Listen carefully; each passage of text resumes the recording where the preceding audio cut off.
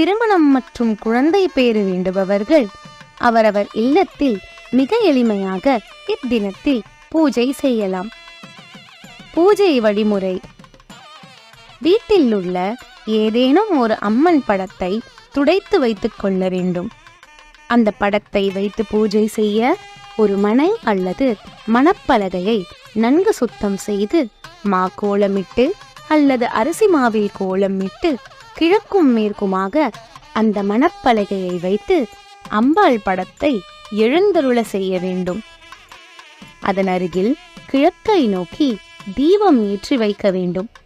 பிறகு பூஜைக்கு தேவையான சந்தனம், குங்குமம், மஞ்சள், மங்களாட்சதை, உதிரி புஷ்பம், தொடுத்த புஷ்பம், ஊதுவத்தி, கற்பூரம், பழம், தேங்காய், தாம்பூலம் மற்றும் நெய்வேத்தியத்திற்கு பால் பாயசம்